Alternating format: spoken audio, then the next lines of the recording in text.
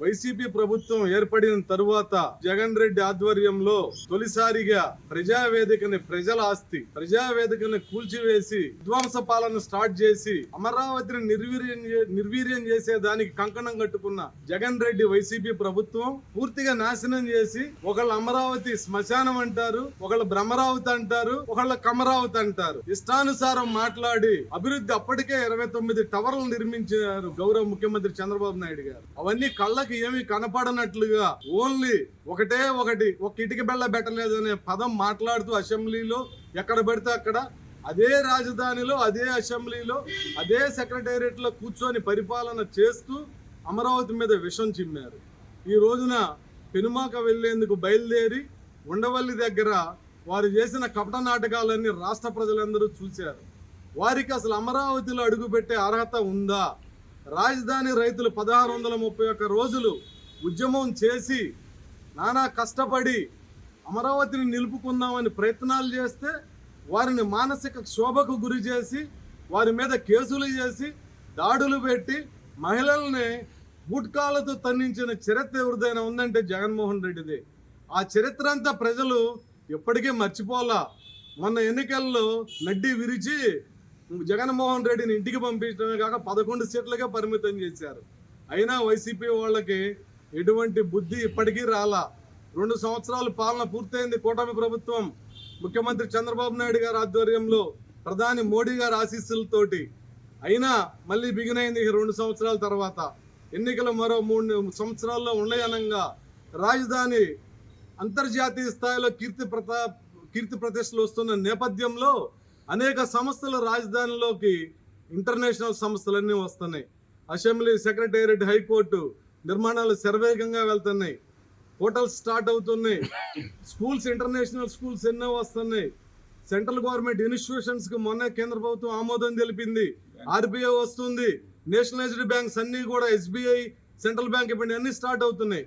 ఇవన్నీ చూసి ఇక కూటమి ప్రభుత్వం ఇంకొక 20 ఏళ్ళు దాకా ఈ రాష్ట్రంలో ఉంటుందన్న దృక్పథంతో ఓర్చుకోలేక కళ్ళబొల్లి మాటలతోటి మళ్ళీ రైతులు మమ్మల్ని పిలిచారనే నినాదంతో ఈ రోజున బయలుదేరితే అమరావతి రైతులు మిమ్మల్ని ఏమీ చేయగలేదు. ఇవాళ చాలా చిన్నగా మీకు ట్రీట్మెంట్ ఇచ్చారు. ఈ రోజున వారు మిమ్మల్ని రానిలేదు. అంతవరకే మీరు చేసిన ఘోరాలు నేరాల కంటే 230 మంది రాజధాని రైతులు అసూలు బాశారు. వారి మరణానికి కారణం జగన్మోహన్ రెడ్డి గారు, వైసీపీ పార్టీదే.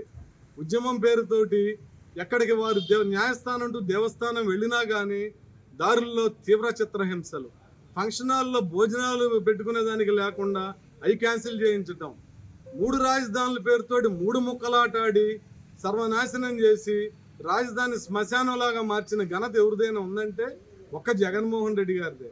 ఇదంతా ఒక చెత్త అయిపోతే కొత్తగా మావిగన్ అనే పదాన్ని ఇప్పుడు కూడా ప్రజలంతా తీర్పిచ్చినా ఏ సిగ్గు శరం ఏది లేకుండా మళ్ళీ బిగిన్ చేసి మావిగన్ అంట. ఆ పదం అందరిని చిన్నపిల్లోడు కూడా హాస్యాస్పదంగా నవ్వుకునే పరిస్థితి వచ్చింది. ఆంధ్రప్రదేశ్కి రాజధాని లేక తీవ్ర మానసిక క్షోభలో ప్రజలు ఉంటే 5.5 కోట్ల మంది 2014లో 16,500 కోట్ల లోటు బడ్జెట్ తోటి కట్టుబట్టలతో చంద్రబాబు నాయుడు గారు మన రాజధానిని మనం నిర్మించుకుందామని వచ్చి నానా కష్టపడి రైతులందరి దగ్గర తిరిగి 29,000 ఎకరాలు పైగా సేకరించారు. అది ప్రపంచ రికార్డు. రైతులు చంద్రబాబు నాయుడు గారి మీద ఉన్న నమ్మకం వాటన్నిటినీ కాదని చెప్పి మళ్ళీ కూడా ఈ రోజున పూర్తిగా రాజధాని ఏ విధంగా మనం నాశనం చేయాలి, ప్రశాంతంగా ఉన్న రాజధానిలో అలజడులు ఏ విధంగా సృష్టించాలి, పూర్తిగా మళ్ళీ రాజధానిని మళ్ళీ ఏ విధంగా చేసి మళ్ళీ అధికారంలోకి రావాలని దొంగ నాటకాలు ఆడుతూ మళ్ళీ రావటం మీ నైజాన్ని ప్రజలందరూ ఇవాళ చూశారు. అందరూ చెదిరించుకుంటున్నారు, చేతకరించుకుంటున్నారు. ఇప్పటికైనా జగన్మోహన్ రెడ్డి గారు, ఈ రోజున వెళ్ళిన నాయకులందరూ కూడా మీరు సిగ్గు తెచ్చుకోండి. రాజధాని 5 కోట్ల ఆంధ్ర ప్రజలకు క్షమాపణ చెప్పండి. ఫస్ట్ మీరు 5 సంవత్సరాలు వాళ్ళు కష్టపడి ఉద్యమం చేస్తుంటే ఏనాడైనా వెళ్ళి పరామర్శించారా? ఏ రోజైనా వెళ్ళి చూసారా? వారి కష్ట సుఖాల్లో పాలు పంచుకున్నారా? అవన్నీ లేవు.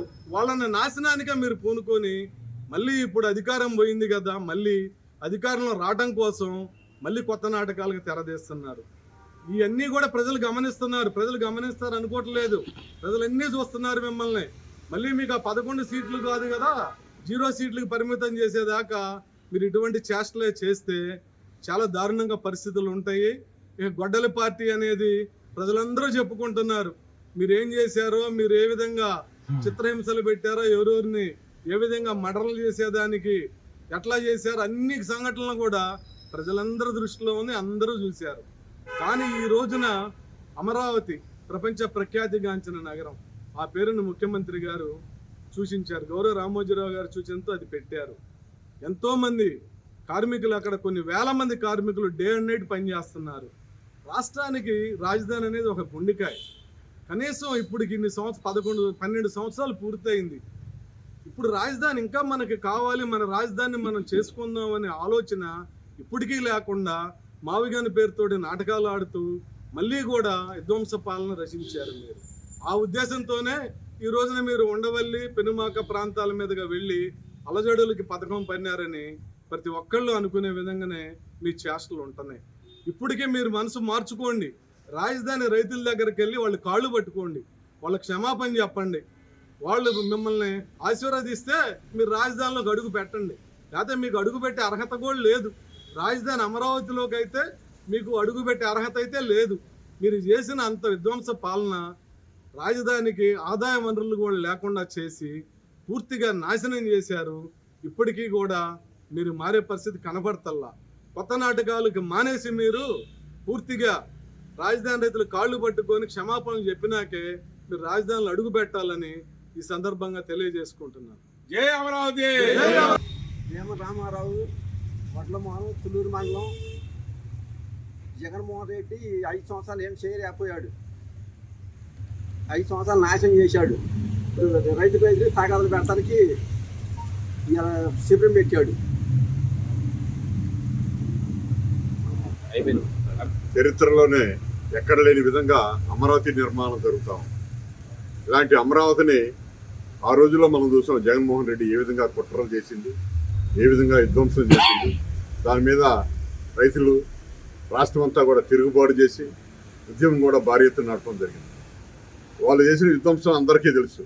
రోడ్లు తవ్వారు, మట్టి తవ్వుకున్నారు, ఇనుము ఎత్తుకెళ్లారు, విధ్వంసం చేశారు, పాలనా భవనాన్ని ధ్వంసం చేశారు. మనం అందరం చూస్తూనే ఉన్నాం. మళ్ళా వాళ్ళకి సిగ్గు ఎగ్గు లేకుండా మళ్ళా పరామర్శ వచ్చి మళ్ళా ఏదో కొత్త నాటకం ఆడుతూ ఉన్నారు.